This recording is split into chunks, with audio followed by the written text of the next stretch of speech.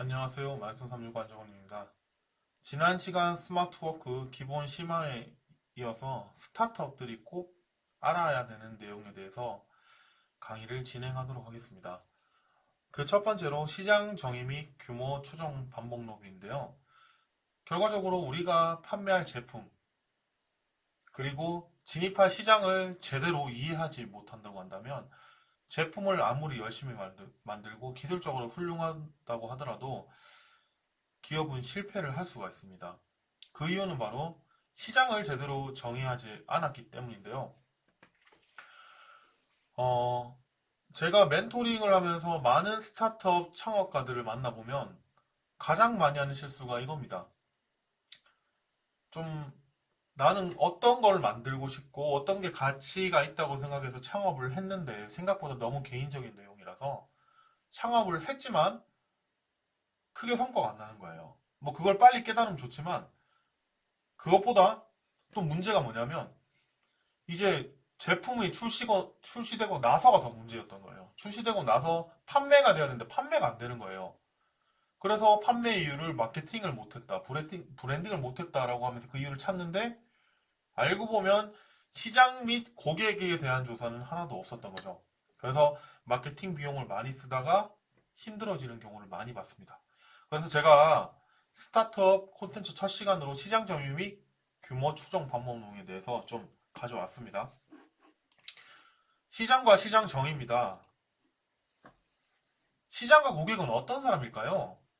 바로 일정 제품과 관련된 고객의 욕구, 즉 편익과 사용 환경에 있어서 유사한 특성을 지니고 있으며 그 욕구를 충족시키기 위해 기꺼이 교환에 관여하는 고객 집단을 바로 시장과 고객이라고 합니다. 시장은 제안화 서비스를 실제로 구입하는 잠재자와 잠재 구매자들의 집합을 뜻하고요. 결과적으로 구매자가 있어야 시장과 기업이 존재합니다. 기업이 존재하고 제품이 존재하고 시장이 존재하고 구매자가 존재하는 게 아니라요. 구매자가 있고 니즈가 있기 때문에 시장이 존재하고 그들이 모인 게 시장이고 그걸 통해서 공급하는 것이 그 제품을 생산하고 공급하는 것이 기업의 역할인 거죠. 그런데 아까 제가 서두에 말씀드린 것처럼 먼저 제품 포커싱, 고객과 시장을 먼저 공부해야 되는데 제품을 포커싱하면 그런 부분에서 문제가 생기기 시작하는 겁니다. 그래서 이 변화에 대한 욕구는 뭐예요? 구매자들이 어떤 것들을 요구한다고 한다는 건 시장 세분화의 근거가 되고요. 그 근거는 또 다른 새로운 기회를 창출하고 기존의 산업을 무너뜨리기도 한다는 뜻이 되겠습니다. 그래서 그런 변화 욕구가 이제 새로운 플레이어를 만들고 스타트업을 만들어내게 되는 겁니다. 현재는 IT와 코로나 국면으로 소비자 욕구가 굉장히 변화되는 시기고 그만큼 위기가 많은 만큼 기회도 많은 시기다 할 수 있겠습니다. 자, 그렇다면 고객은 모두가 고객일까요? 제가 IR이랑 컨설팅을 많이 하는데 그때마다 고객이 누구냐고 물어보면 다 고객이라고 합니다. 근데 전부가 고객일까요? 나이키는 전 세계인들을 고객이라고 생각을 할까요? 삼성전자는 핸드폰을 사용하지 않는 사람한테도 고객일까요? 그분들한테 돈을 쓸까요? 아닐 겁니다. 그렇죠? 모두가 고객일 수는 없습니다.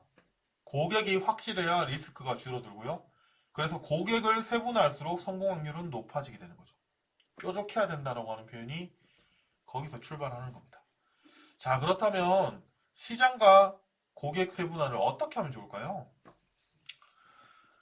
네, 사용 목적에 이런 식으로 구별할 수 있는 거예요. 사용 목적, 사용 시기, 사용 장소, 보안 제품, 그리고 사용자, 그리고 세부 시장국 해서 이 제품을 도대체 왜 쓰는지, 언제 쓰는지, 어디에서 쓰는지, 어떻게 쓰는지, 누가 쓰는지를 질문을 통해서 세분화시켜야 된다는 거예요. 그래서 어떤 문제점과 불만이 있는지, 언제 도대체 불만이 있고 문제가 있는지.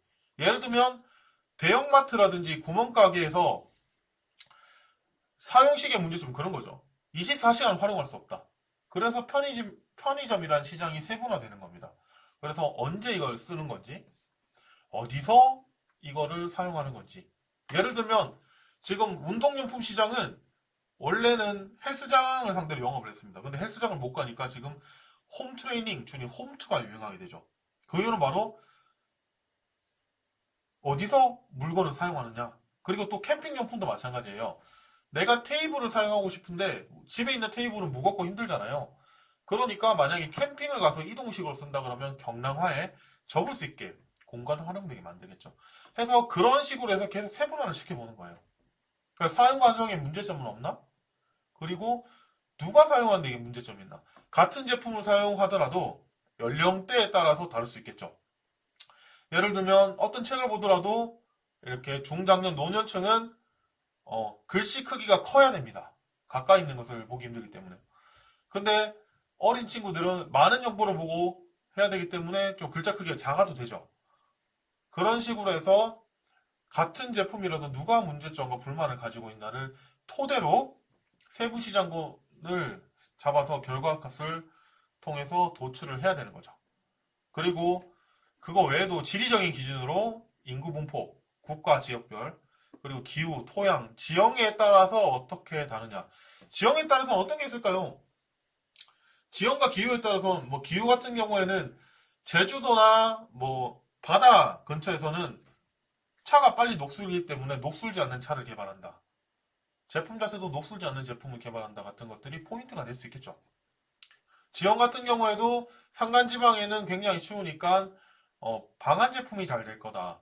그런 식으로 접근을 할 수도 있겠고요.